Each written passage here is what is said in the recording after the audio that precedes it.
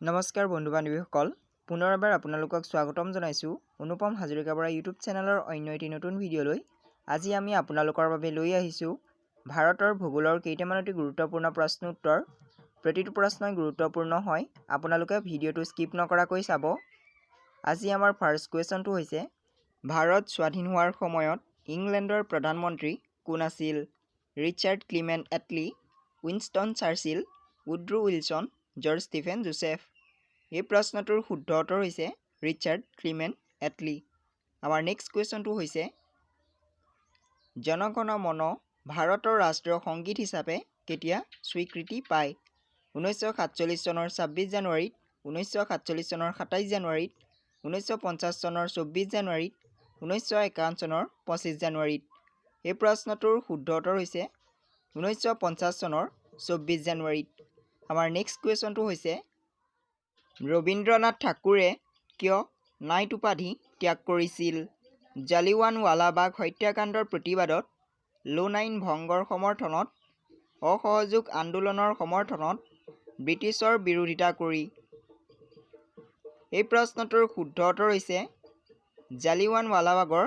হত্যাকাণ্ডৰ প্ৰতিবাদত আমাৰ নেক্সট কুৱেশ্যনটো হৈছে নেশ্যনেল থিয়েটাৰ নামৰ সাংস্কৃতিক বিপ্লৱী বাহিনীৰ জন্ম কেতিয়া হৈছিল 1856 চনত 1857 চনত 1858 চনত 1872 চনত এই প্ৰশ্নটোৰ শুদ্ধ উত্তৰ হৈছে 1872 চনত আমাৰ নেক্সট কুৱেশ্যনটো হৈছে বন্দে মাতৰম গীতটো কোনে ৰচনা কৰিছিল বংকিম চন্দ্ৰ চট্টোপাধ্যায় ৰবীন্দ্ৰনাথ ঠাকুৰ মংগল পাণ্ডে মনমোহন বসু এই প্ৰশ্নটোৰ শুদ্ধ উত্তৰ হৈছে বংকিম চন্দ্ৰ চট্টোপাধ্যায় আমাৰ নেক্সট কুৱেশ্যনটো হৈছে বন্দে মাতৰম গীতটো কেতিয়া ৰচনা কৰিছিল 1856 চনত 1857 চনত 1876 চনত 1872 চনত এই প্ৰশ্নটোৰ শুদ্ধ উত্তৰ হৈছে 1876 চনত আমাৰ নেক্সট কুৱেশ্যনটো হৈছে অমিত বাজাৰ পত্ৰিকা কাকতখন প্ৰথম কোনে সম্পাদনা কৰিছিল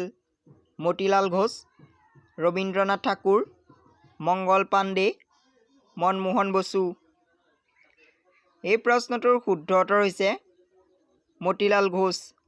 আমাৰ নেক্সট কুৱেশ্যনটো হৈছে দক্ষিণ আফ্ৰিকাত মহাত্মা গান্ধীয়ে প্ৰকাশ কৰা সাপ্তাহিক কাকতখনৰ নাম কি আছিল my native land Indian opinion Bande Mataram Swadesh এই প্ৰশ্নটোৰ শুদ্ধ উত্তৰ হৈছে ইণ্ডিয়ান অপিনিয়ন আমাৰ নেক্সট কুৱেশ্যনটো হৈছে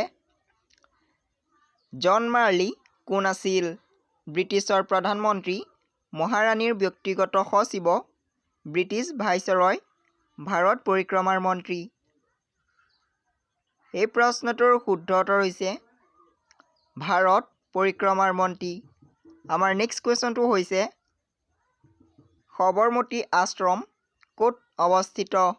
অসমত বিহাৰত ৰাজস্থানত গুজৰাটত এই প্ৰশ্নটোৰ শুদ্ধ উত্তৰ হৈছে গুজৰাটত ভিডিঅ'টো চাই যদি ভাল লাগিল তেনেহ'লে লাইক এটা কৰি দিব আৰু এনে ধৰণৰ নতুন ভিডিঅ' প্ৰতিদিনে পাই থাকিবলৈ এই চেনেলটো প্লিজ ছাবস্ক্ৰাইব কৰি ৰাখিব